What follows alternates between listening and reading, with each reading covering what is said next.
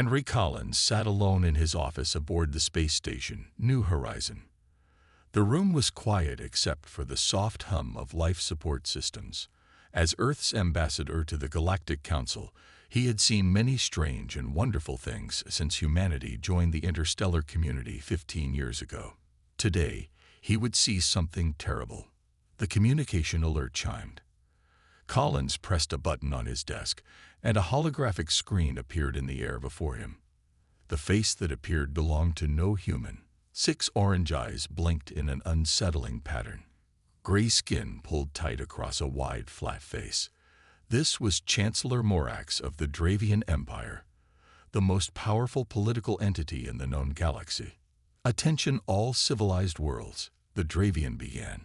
His translator conveyed his words in perfect English, though the creature's mouth moved in patterns that formed no human language. "Today, the glorious Dravian Empire has brought justice to those who defy galactic order." Collins leaned forward.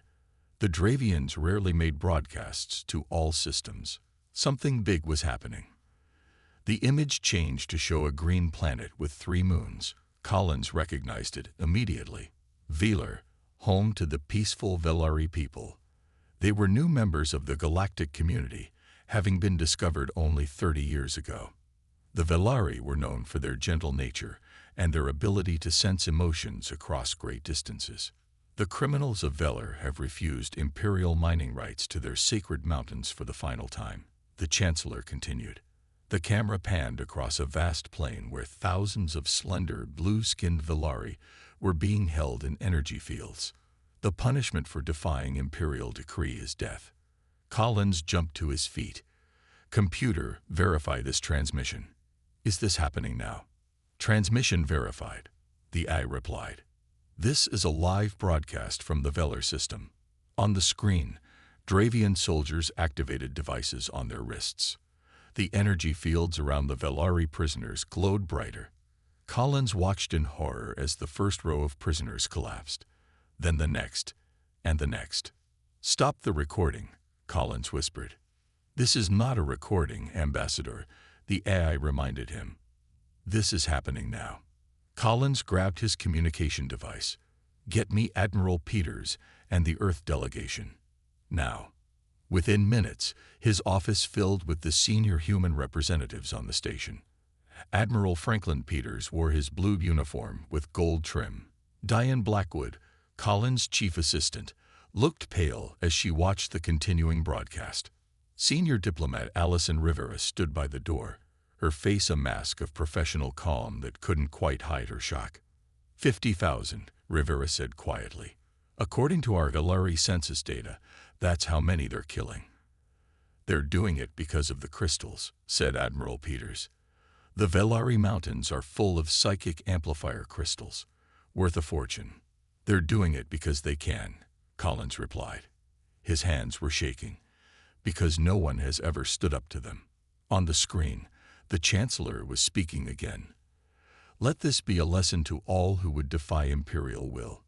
The resources of every world belong to the Empire. Resistance means death." The broadcast ended. The room fell silent. "What can we do?" Diane asked. "Earth is just one planet. The Dravian Empire has millions of ships, thousands of worlds." Collins looked at each person in the room. "We're going to the Council. We're showing them this broadcast. We're demanding justice." Admiral Peters shook his head. "The Council won't act. The Dravians have too much influence. Too many allies." "Then we make them listen," Collins said. "Humanity didn't come this far into space to watch innocent people die. We didn't survive our own dark history to stand by while another is written." Allison Rivera stepped forward. "The diplomatic fallout could be severe. They could cut off our trade routes, isolate our colonies." "They just executed 50,000 people for refusing to let them mine a mountain," Collins said quietly. "What do you think they'll do when they want something from Earth?" The room fell silent again. Everyone knew he was right. "Prepare my shuttle," Collins said. "I'm addressing the Galactic Council directly." It's time the galaxy learned that humans don't stay silent in the face of atrocity. The shuttle hummed as it moved through the station's main transit tube. Henry Collins sat with his team, reviewing data on his tablet. Diane Blackwood sat across from him, her face tight with worry. "The non-interference protocols are clear," she said, pointing to the document on her screen. Section 12 states that newer galactic members cannot challenge the internal affairs of established empires. Collins looked up. "Is mass murder an internal affair?" "According to Dradian law, yes," Allison Rivera replied. The senior diplomat's voice was calm, but her eyes showed her true feelings. "They consider the Velari to be subjects, not a sovereign people." Admiral Peters joined them, sitting heavily in the cushioned seat. "I've checked our military presence in this sector. We have exactly 7 ships within response range. The Dravians have over 10,000. "I'm not suggesting we fight them," Collins said. "I'm suggesting we make the Council act." The shuttle slowed as it approached the central hub of New Horizons Station. Through the window, Collins could see the massive spherical chamber where the Galactic Council met. Representatives from 200 species gathered there to discuss trade, borders, and laws.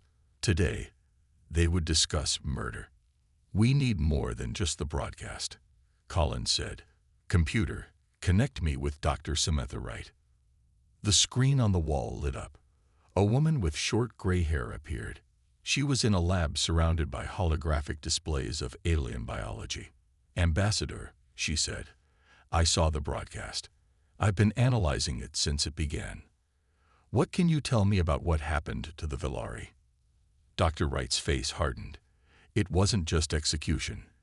The energy fields they used were designed to extract the psychic energy from Velari bodies before killing them. They weren't just murdered. They were harvested.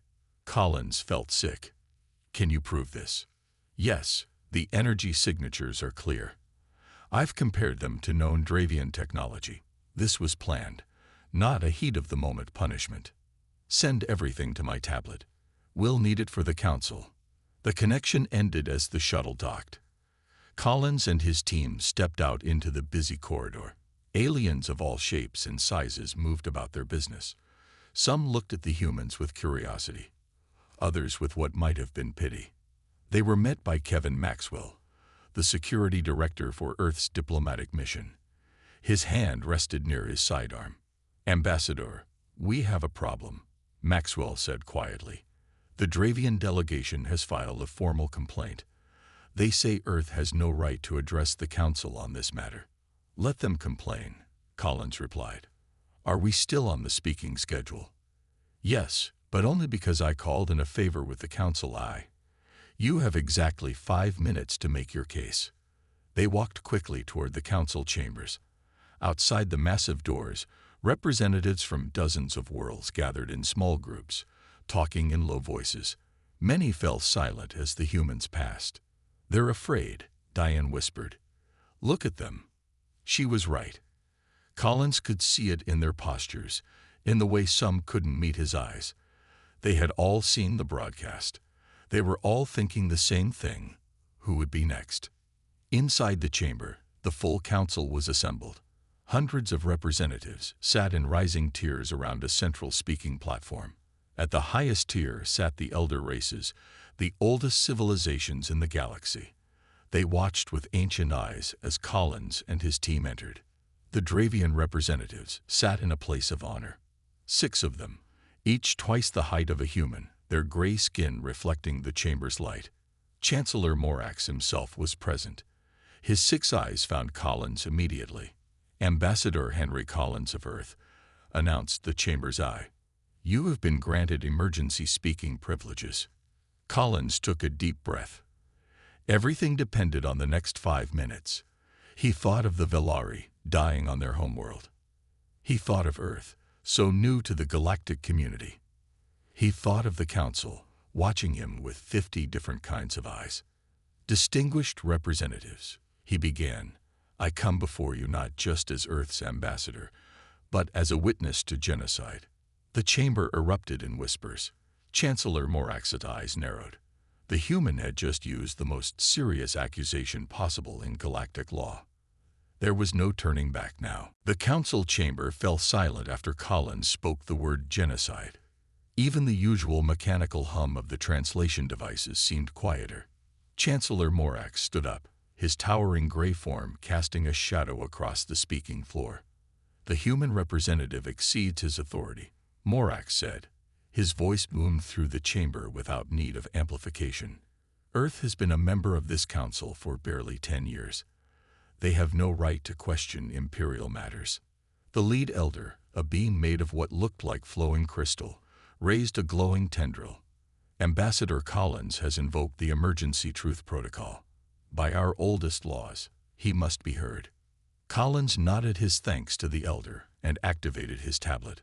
The center of the chamber lit up with a huge hologram showing the Velari homeworld. Yesterday, Collins said, the Dravian Empire executed 50,000 Velari people. Not soldiers, not rebels, families, children, elders, all because they refused to allow mining in their sacred mountains.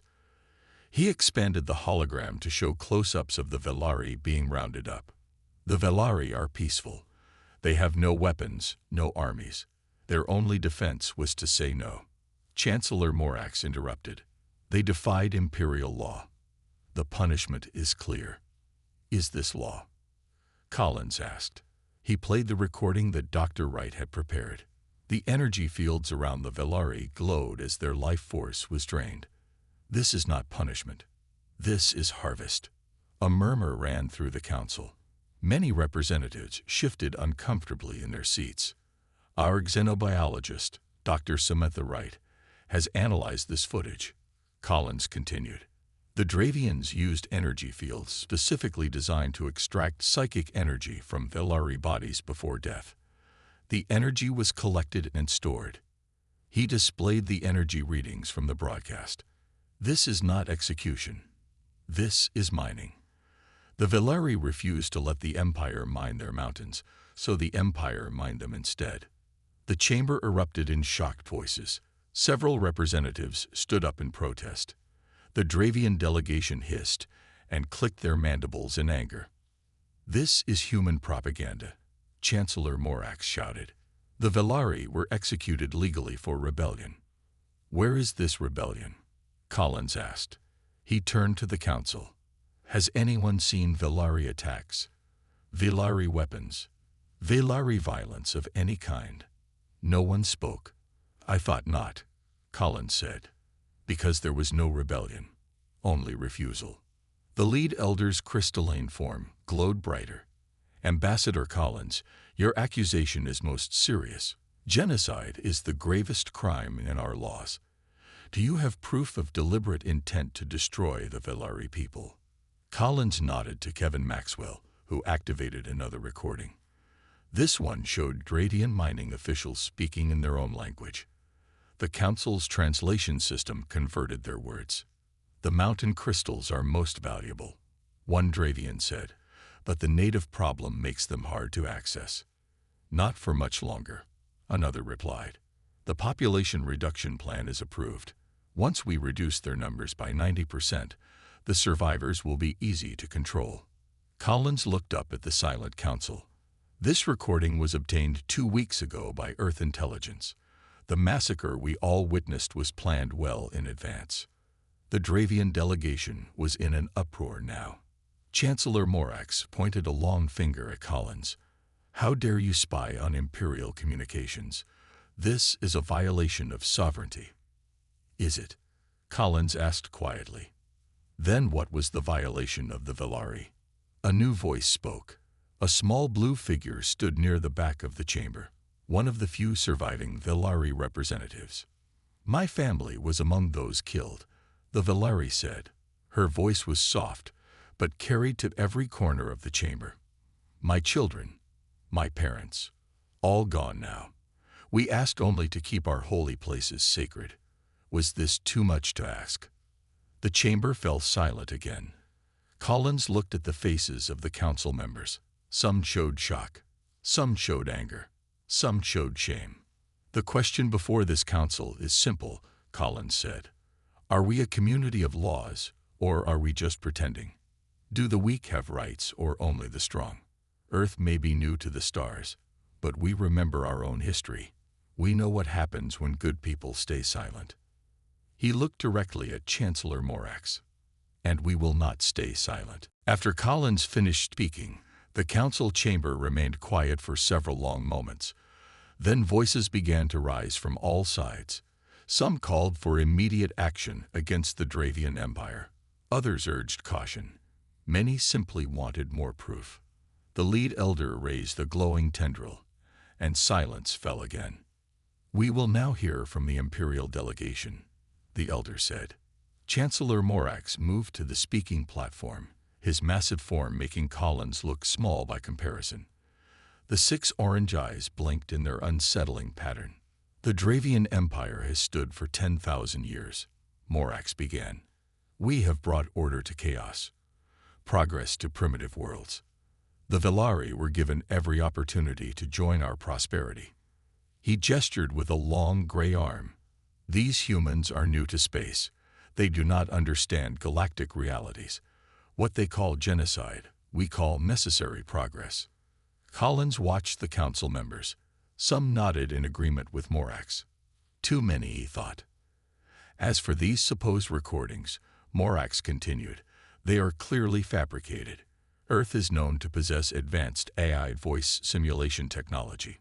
We reject these false accusations entirely. The Chancellor turned to face Collins directly. "Furthermore, I remind the Council that Earth itself has a history of violence against its own people.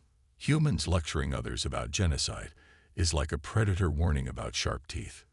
Collins felt his face grow hot. The Chancellor was trying to turn this around on humanity, and from the murmurs in the chamber, it was working. "The Council will now deliberate," announced the lead elder. "We will." "Wait." The voice came from the back of the chamber. A woman stood up from Earth's delegation. Dr. Samantha Wright walked forward, carrying a small device. "The Council asked for proof of intent," she said. "I have more." Collins looked at her in surprise. This wasn't part of their plan. Dr. Wright placed her device on the platform. It projected a new hologram, a Velari child, no more than 5 or 6 years old by human standards, floating in a Dravian energy field. The child's blue skin was slowly losing its color as the field pulsed. This footage was transmitted by Lisa Chen, our communications officer, Dr. Wright explained. She embedded with Velari survivors at great personal risk.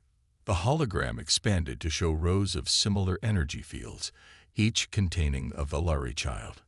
These children were separated from their parents before the mass execution, Dr. Wright continued. They were processed differently because children's psychic energy is more pure, more valuable. This is happening right now, even as we speak. She turned to face Chancellor Morax. This is not progress. This is not order. This is farming a sentient species for parts. The chamber erupted again. Even species that had previously supported the Dravians were shouting now. Collins saw representatives from a dozen worlds standing, pointing at the Dravian delegation. Chancellor Morax's 6 eyes narrowed to slits. "This session is a mockery," he hissed.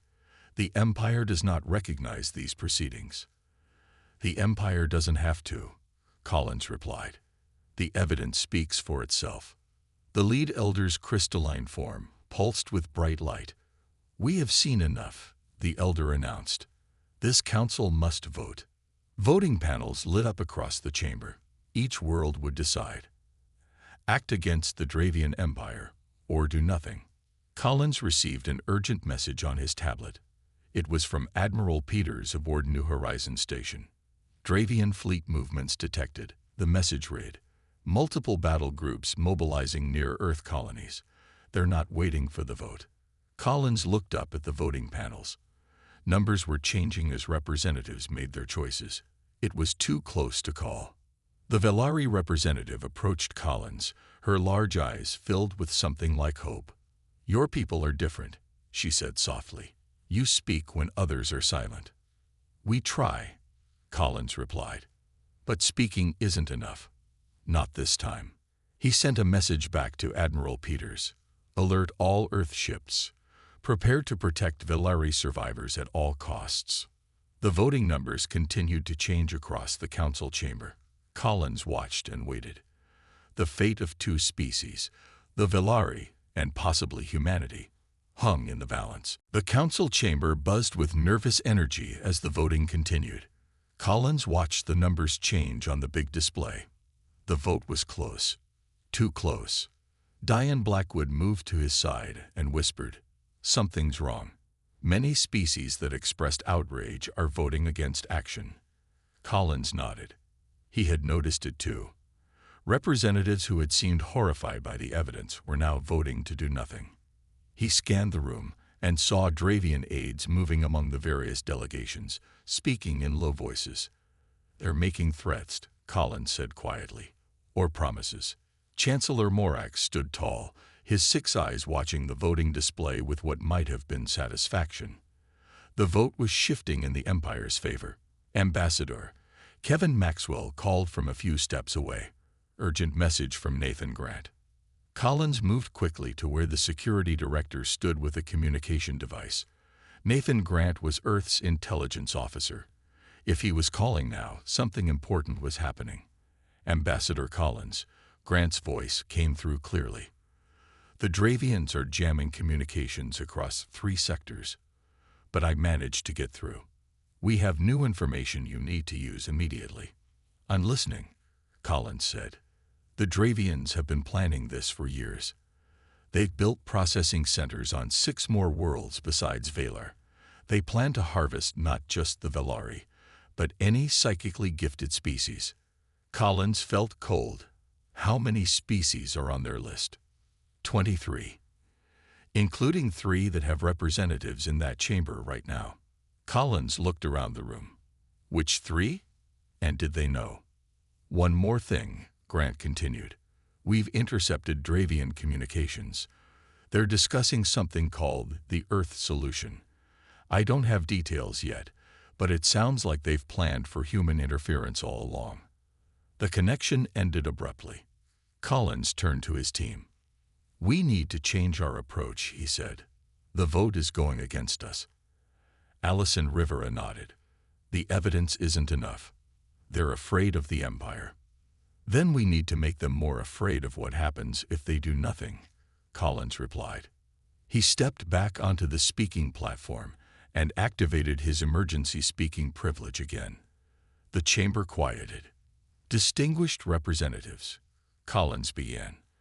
"While you vote, Dravian ships are mobilizing. Not just near Earth, but near many of your worlds as well." This caused a stir. Several representatives checked their own communication devices. "What you've seen today isn't just about the Velari," Collins continued. "Our intelligence confirms that the Dravian Empire has built processing centers on 6 more worlds.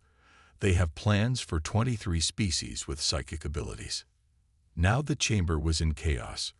Representatives from multiple worlds were standing, shouting questions. Collins raised his voice. "The Velari were just the beginning. Look at what's happening. While we debate, they're preparing their next harvest." Chancellor Morax stepped forward, his massive form looming over Collins. "This is outrageous," the Chancellor bellowed. "The human is trying to create panic with lies." "Am I?" Collins asked. He turned to the council. "Ask yourselves why the Dravians are so eager to dismiss this evidence. Ask yourselves why their representatives are visiting your delegations during the vote. Ask yourselves why their ships are moving right now." The lead elder's crystalline form pulsed rapidly. "Order. We must have order." But the chamber was beyond order now. Representatives were shouting, arguing, checking communications from their homeworlds. Chancellor Morax stepped closer to Collins, lowering his voice so only the human could hear. "You have made a terrible mistake," the Chancellor said. "Your people will pay for this interference." "We're not interfering," Collins replied, meeting the alien's gaze. "We're standing up. There's a difference." A loud tone sounded through the chamber. The voting had ended. All eyes turned to the main display. The vote was 108 to 92. in favor of action against the Dravian Empire. Chancellor Morax's 6 eyes widened in what might have been shock, then narrowed in rage. He turned to his delegation and made a sharp gesture. As one, they rose and moved toward the exit. The Dravian Empire rejects this vote, Morax announced. We do not recognize the Council's authority in this matter. Those who stand against us will regret their choice. The Chancellor stopped at the chamber door and looked back at Collins. Especially Earth. After the Dravian delegation left, the council chamber filled with loud voices. Some representatives celebrated the vote. Others argued about what to do next. Many seemed worried about what the Empire would do. The lead elder raised a glowing tendril, bringing silence again. The council has voted, the elder said. We will act against the Dravian Empire. First, we call for immediate sanctions. No trade, no travel, no communication with Dravian worlds. Second, we send ships to protect the remaining Velari. Third, we form a committee to investigate all Dravian actions against psychic species. Collins listened, his face neutral. Sanctions and committees were not enough. The Dravians were already moving their ships. But it was a start. Allison Rivera leaned close to him. It's more than I expected, she whispered. The council rarely acts this strongly. It won't be enough, Collins replied. The lead elder continued. Ambassador Collins, Earth brought this matter to our attention. What action does Earth suggest? Collins hadn't expected this question. The council rarely asked newer members for advice. He stepped forward. The remaining Velari need immediate protection, he said. Earth has already ordered our ships to help them. We ask all council members to do the same. He paused, looking around the chamber. We also need to locate and free any other victims in Dravian processing centers. And we must prepare for the Empire's response. They won't accept this vote quietly. As if to confirm his words, the chamber's emergency alert system activated.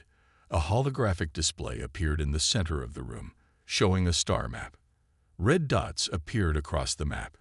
Dravian ships moving into attack positions. They're surrounding Velari refugee ships, announced Kevin Maxwell, reading data from his tablet. And they've cut off routes to 3 council worlds that voted against them. The council erupted again, this time in fear. Representatives called home, trying to reach their governments. The chamber's AI displayed more information as it came in. Dravian battle groups were moving across the galaxy, taking up positions near key worlds and trade routes. Collins received another message from Admiral Peters. Dravian ships approaching Earth colonies. Our fleet is outnumbered 20-1. Orders. He looked up at the panicking council. This was exactly what the Dravians wanted. Fear and confusion. Divide the council, isolate each world, then pick them off one by one. We need unity, Collins said, his voice rising above the noise. The Empire wants us divided. They're counting on each world to protect only itself. Some representatives turned to listen. If we each defend only our own planets, we will all fall, Collins continued. But if we stand together, form a united fleet, we can protect everyone. Commander Patricia Daniels, Earth's military advisor, approached Collins quickly. Ambassador, that's asking a lot, she said quietly. Many of these species have old conflicts with each other. They don't share military information, let alone fight together. They'll have to learn, Collins replied, because the alternative is worse. He addressed the council again. Earth proposes an emergency defense pact. All ships, all forces, working together under council command. Not just to protect our own worlds, but to protect each other's. The chamber grew quieter as representatives considered his words. This is unprecedented, one alien said, its tentacles waving in agitation. Share military control with other species. It's that or face the Empire alone, Collins answered. The lead elder's crystalline form pulsed. This proposal requires a vote. No time, Collins said firmly. The Dravians are moving now. Those who wish to join, signal your agreement. Those who don't, good luck on your own. It was bold, perhaps too bold. Collins waited, hoping he hadn't pushed too far. One by one, lights began to appear on the chamber's main display. Each light represented a world agreeing to the Defense Pact. First a few, then more. Soon dozens of lights glowed. Collins sent orders to Earth's fleet. Join with Allied ships. Protect Velari refugees. Prepare for Dravian attack. The lead elder spoke. The Council has never faced such a crisis. We have no procedures for this. Then we'll make new ones, Collins replied. Starting now.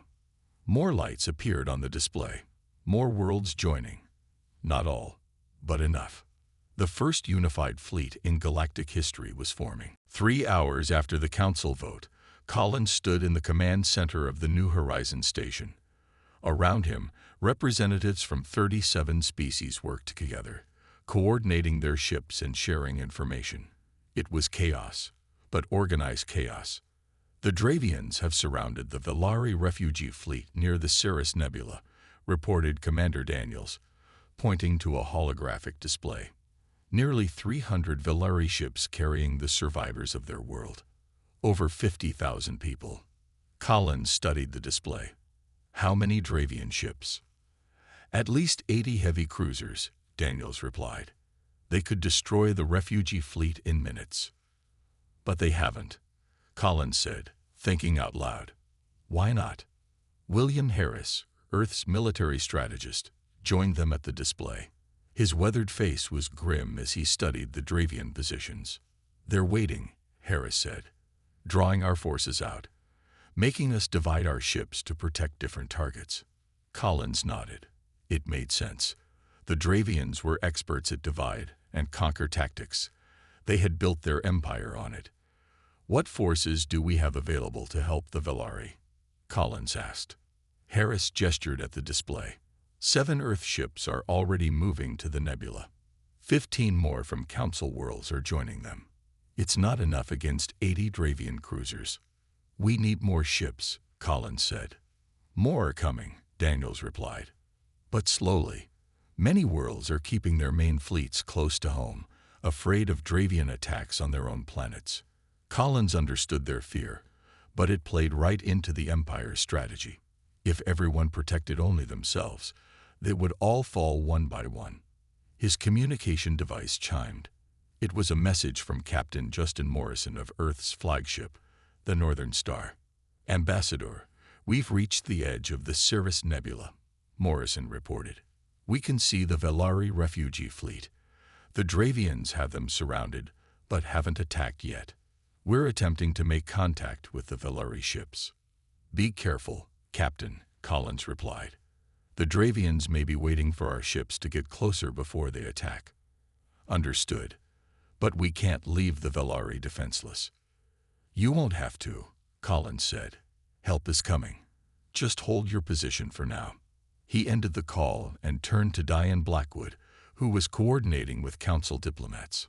Any word from the other species affected by the Dravian processing centers? Collins asked. Diane nodded.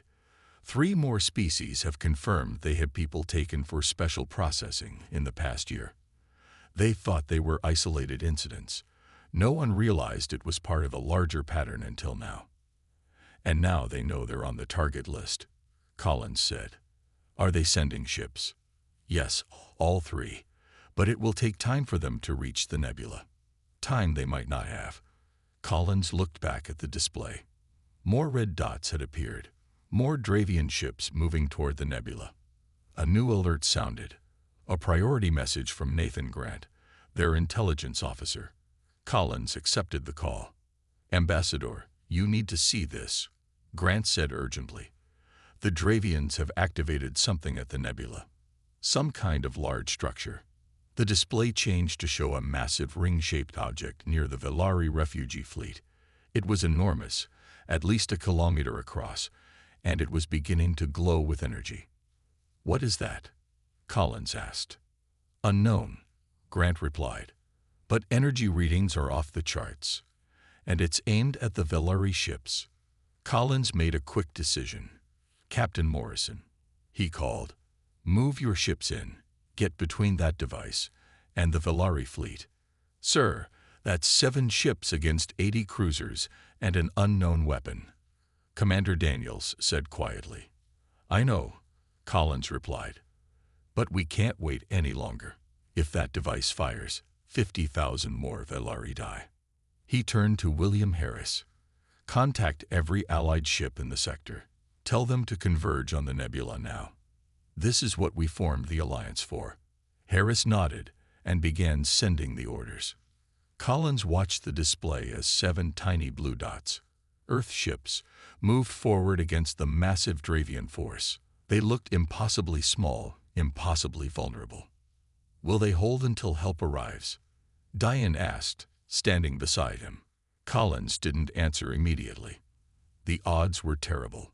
The 7 Earth ships against an entire Dravian battle fleet. But they couldn't abandon the Velari. Not after everything that had happened. They'll hold, he said finally. Because they have to. Captain Justin Morrison stood on the bridge of the Northern Star, watching the massive Dravian fleet through the main view screen. His 6 fellow Earth ships had formed a line between the Dravian forces and the Velari refugee fleet. It was the thinnest of barriers against overwhelming power. Dravian command ship is hailing us, reported his communications officer. Morrison nodded. On screen, the face of a Dravian admiral appeared. All 6 orange eyes focused on Morrison with cold intensity. Human vessel, the admiral said. You are interfering in Imperial business. Move your ships or be destroyed. Morrison kept his voice steady. We're protecting innocent refugees. We will not move. 7 ships against our fleet. The Dravian made a sound that might have been laughter. You cannot win. Maybe not, Morrison replied. But we can fight. The Dravian's eyes narrowed. You have 5 minutes to reconsider. The screen went dark. Morrison turned to his crew. The men and women of the Northern Star looked back at him, their faces showing determination despite the impossible odds. Battle stations, Morrison ordered. Shields at maximum. Prepare all weapons. On the New Horizons station, Collins watched the confrontation through a live feed. The 7 Earth ships looked tiny against the massive Dravian fleet. Behind them, the Velari refugee ships were packed with survivors, the last of their kind.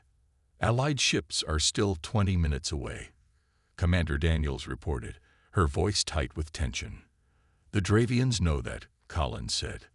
That's why they're forcing the issue now. He turned to William Harris. Any word from the Council? Harris shook his head. They're still debating what level of force to authorize. Collins wanted to shout in frustration. More talk while people were about to die. His communication device lit up. It was Captain Morrison. Ambassador, Morrison said, the Dravians have given us 5 minutes to withdraw. Hold your position, Captain, Collins replied. Help is coming. We'll hold as long as we can. Collins ended the call and turned back to the display. The massive Dravian weapon was now fully powered, its ring structure glowing with energy. If it fired, both the Earth ships and the Velari refugees would be destroyed. We need more time, Collins said. An idea came to him, a desperate one. He turned to Diane Blackwood. Get me a direct channel to the Dravian command ship, he ordered. Moments later, the face of the Dravian admiral appeared on the main screen. Ambassador Collins, the admiral said, have you called to order your ships to withdraw? No, Collins replied. I've called to show you something. He nodded to Nathan Grant, who activated a special transmission. It began broadcasting to the Dravian fleet and to every ship and planet in range. The screen split to show what Collins was sending. The full evidence of Dravian atrocities, the processing centers, the harvesting of Velari children. But now there was more. Grant had compiled evidence from multiple worlds, showing the pattern of Dravian expansion, the secret processing centers, the list of target species. This is being broadcast across the entire galaxy, Collins told the admiral. Everyone is watching now. Everyone knows what the Empire is doing. The admiral's 6 eyes widened in alarm. You will stop this transmission immediately. No, Collins said simply. The truth doesn't stop because it's inconvenient. On the display, Collins could see the timer counting down. 3 minutes until the Dravians attacked. The Earth ships remained in position, shields raised, ready to fight and die if necessary. Then something unexpected happened. New ships began appearing at the edge of the nebula. Not just the Allied Council ships they had been waiting for. Others. Dozens of ships from worlds that hadn't even joined the Defense Pact. What's happening? Diane asked. They saw the broadcast. Collins realized. They're choosing sides. More ships appeared, then more. Soon hundreds of vessels from dozens of worlds had arrived, taking positions around the Velari refugee fleet, alongside the 7 Earth ships. The timer reached 0. The Dravian fleet didn't fire. Dravians are powering down weapons, reported Commander Daniels, her voice filled with disbelief. They're retreating. Collins watched as the massive Dravian ships slowly turned away. They were still powerful, still dangerous, but no longer unstoppable. The ring weapon powered down, its glow fading. Captain Morrison's voice came through. Ambassador, I don't believe what I'm seeing. We have ships from at least 40 different worlds here. Some I don't even recognize. The galaxy finally chose a side. Collins replied. The right side. In the following days, the Council formed a formal alliance. Inspection teams were sent to Dravian worlds to shut down the processing centers. The Velari refugees were